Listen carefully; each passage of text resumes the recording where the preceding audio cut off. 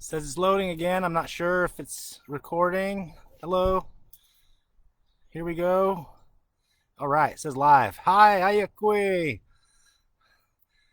Table Methlin check. I'm happy to be here. I'm coming from North Coast Redwoods District, Sumag Village, Patrick's Point State Park. My name is Skip Lowry, Neck Now Skip Lowry. I'm gonna give it a couple minutes here, a couple minutes to people to sign on. Hello, Beth. Good to hear you.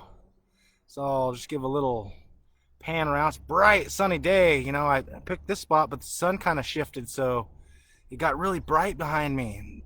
It's a beautiful day, though, up in our park in our northwest coast here. Some more houses, so you can see you got the living houses. There's one peeking over the bushes here. There's one back there, and one right over my shoulder here.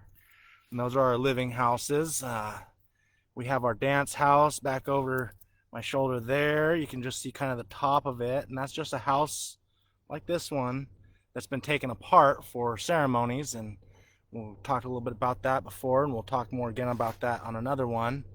Just gonna give a little tour. We got our sweat house here, there, right there, peeking through underneath our redwood tree and our huckleberry and salal bush. So, all right, I got some more people checked on now. Cool, good to go. Well, my theme today is a little bit about fire interpretation, Yurok cultural fire, and some of our historic uses for it, but it's currently a hot topic, pun intended. And then I'm gonna sing the song. Plane going over. I'm gonna sing the song that I forgot to sing or didn't get to last week. I gave my shout out, and I'm gonna shout out again my much respect and love for our firefighters across the state, both state organized firefighters and CAL FIRE inmates. Primarily, that's my shout out. I've worked more with inmate crews during fires and stuff, and they're an invaluable resource. And so they should be honored when they get out of incarceration through that rehabilitation process. They should be the frontline leaders in firefighting, as far as I'm concerned, because I've seen, and understand the complications that they have to jump even after they're done serving their time. There's more that we can do to support and help those firefighters and those men and women, service members that put their lives on the line and do it really professionally, and fighting something that isn't a traditional thing we should be fighting with. So I'm going to sing them their song right now, and then I'll talk a little bit about where I'm coming from today. So we do have drum songs and Yurok culture, and I'm going to sing and they're Goodluck songs. The men sing those when they do gambling, and if you're going to be sending good thoughts into the world, they're kind of supposed to fill you up with happiness, fill you up with enthusiasm and protection. And so I'm sending this love and this Goodluck song to all of the service members out there right now on active fires in California and across the nation, and even to my brothers and sisters in Australia. You know, they've had similar recent catastrophic fires come into their communities that we really need to engage and interpret and respect in a different way. So here's a Goodluck song for everybody out there. Got my medicine, and I don't have my drum. I'm gonna just tap on this redwood table that I'm sitting on. So hey yeah yeah yeah yeah hey yeah yeah hey yeah yeah hey yeah no hey no hey yeah oh hey yeah yeah oh yeah no hey you hey you hey you hey you hey yeah no hey you hey no hey yeah yo hey yeah oh no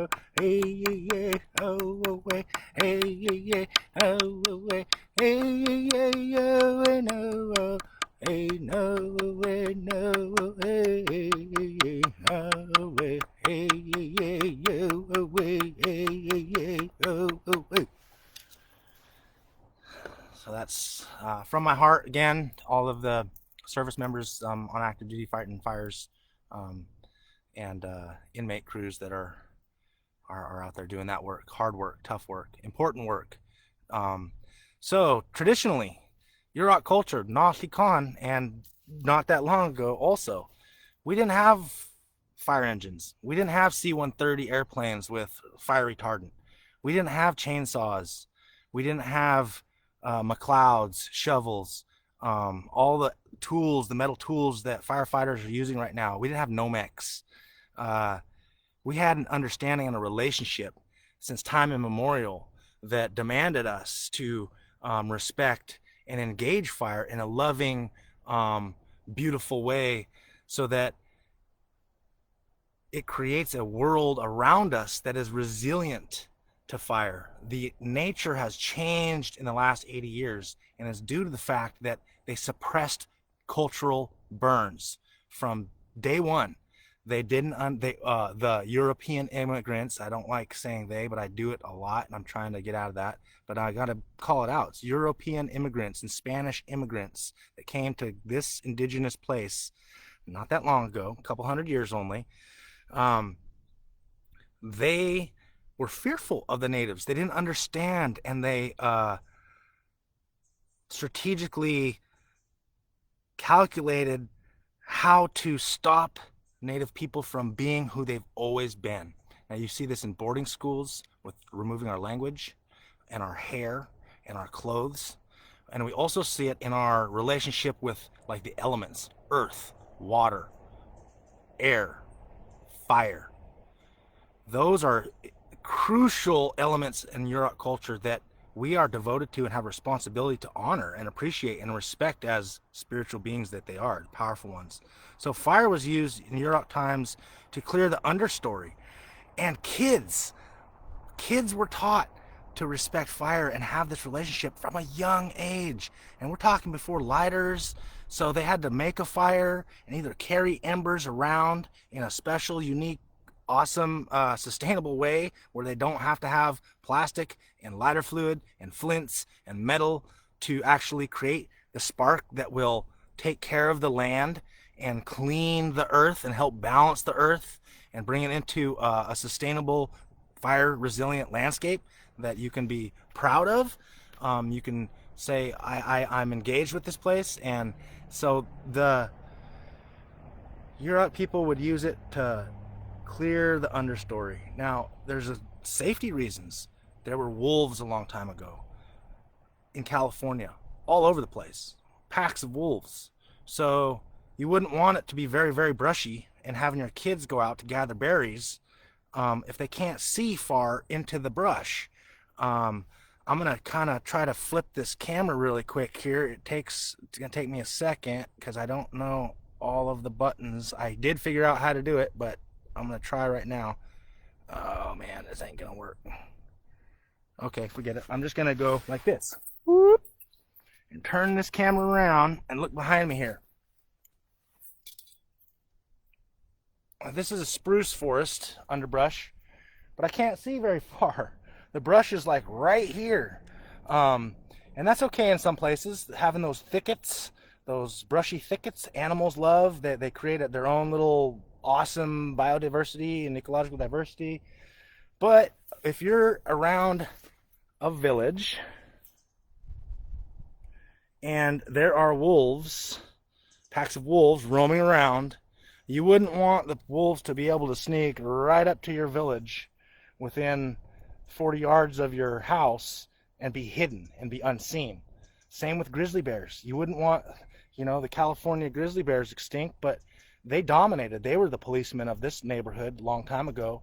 You couldn't go 150 yards, I heard, without seeing a grizzly bear, or 1,500 yards. Anyways, not very far. Every direction, grizzly bear, grizzly bear, grizzly bear, all around. So you would want to see the landscape underneath. Talked a little bit about the hazel on one of my posts. The hazel bush that we tie our houses with needs fire. It has to have fire. Um, the fire does things that is amazing. It changes the molecular construction of the plant. The plant has memory. And science and technology are just now figuring this out. Okay, they develop tools that you can measure and quantify and see and hold and touch things. Then that makes them real, tangible things, evidence based. I love it all. However, our people's stories, our cultures, our songs, our regalia is all testament to that. Testimonial justice for our understanding and sophisticated natural resource management systems and relationships. Science is just now catching up to stuff we have known and been a part of since before memory. And I say memory, I think when I was talking about plants have memory, and they're just now figuring out that's true. They can measure it, they can document it. Look it up. I don't have all of the websites and stuff, but fact check me, because I just found I did some research on a different topic and came across this new research that talks about how trees can communicate and have memory.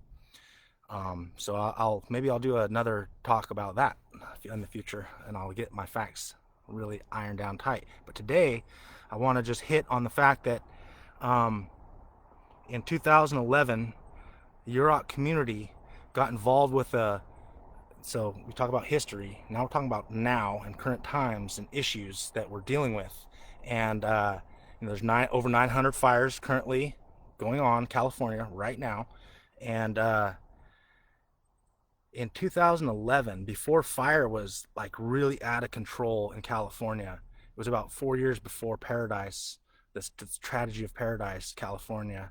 The Yurok community got involved with this civic engagement process, and they did a listening campaign and had a young native organizer, the first ever in this certain model of organizing, go into the native community and ask them, what do you guys want to change? What structural shifts are important to you? And fire was the overwhelming thread across a very diverse community. It wasn't just the Yurok people. There are non-natives that live on Yurok tribal Aboriginal territory, and it was a multi-agency. Took 2 years, but they did a community action to the Yurok tribal chairman and kind of demanded that they bring cultural fire back. It's in their constitution that we will, because it's an old Yurok law, we will use fire to engage. We will engage fire in a spiritual way to build the relationships with this world so that we are in balance for all times. So the community said, we want to bring cultural fires back, not just prescribed burns, because agencies are like, oh, we're doing prescribed burns. It's like, no, that's different than a cultural fire. There's more depth and history and inherent responsibility that the Yurok people have in this geographic location. And I know other natives in California, California and Indians, indigenous people burned California every year. Like they would light fires. It was a known strategy throughout California, and I'm sure across the nation, but for sure, California Indians were always in relationship with fire. So this was 4 years before Paradise, that tragedy in Paradise. The Yurok community did this big action, and it was a big deal. But people that didn't understand fire at that time, 2011, no tragedies had happened. So when the native people start speaking up, we want to bring cultural fire back, they're like, why is that an issue? How does that have to do with building a healthy community? What does that have to do with public safety? Because the tragedy hadn't happened. Then it did happen. And now it's a new, everybody knows how dangerous fire is. Everybody worries about fire every year now.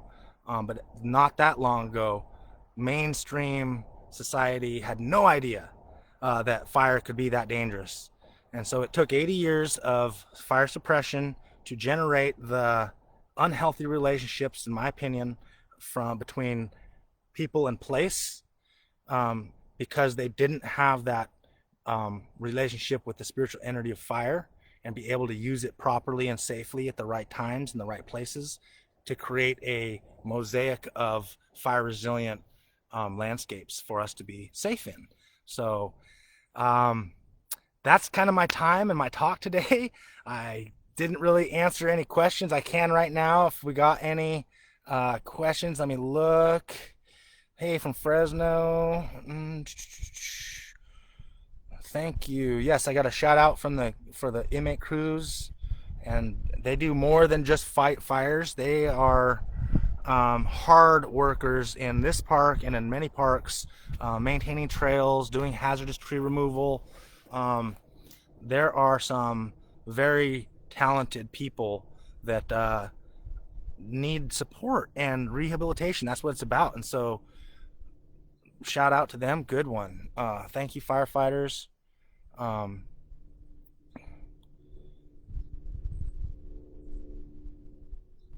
have a question. It says, would that usually be a solo song or a group song? My song. So if I teach someone my song, it's really good to have other people building up your energy, singing with you. When we gamble, it's usually teams. There's like people that want our side to win and people that want the other side to win, and so when we start gambling, you sing until your turn's over. And so if you keep doing good, you got to keep singing. And I've sang about 2 hours one time. It took a long time, and my voice got really dry. And I was like, man, I wish somebody else could take over my song right now, and then I could give it a break. And you can switch like that. And sometimes you'll have 3 or 4 men singing all at once to get that harmony and get that energy and that juice flowing and that good luck, enthusiasm on your side. So it can be multiple people singing. There's also like a back up part of it that I can't sing because I'm singing the song. But a lot of times there's a backup that they're like, hey, hey, hey, hey. They just kind of do a background melody behind with in tune with the main song. So great question about the song. My youngest son's name is actually Repoy, which means good luck song, or he sings a drum song. So that word and that song is actually important to me and him, and I appreciate it. Oh my gosh, you guys are, thank you so much for everybody that's been checking in and watching. It really makes me feel good to be valuable in the world. I'm trying my best to engage, inspire, and encourage everybody to come visit our parks if you can, physically, safely do it. Honor all our measures and laws in California right now. Protect the next person. That's what it's about in this world. And if you can't, here we're trying to bring the parks to you, and so we appreciate you guys checking in through technology.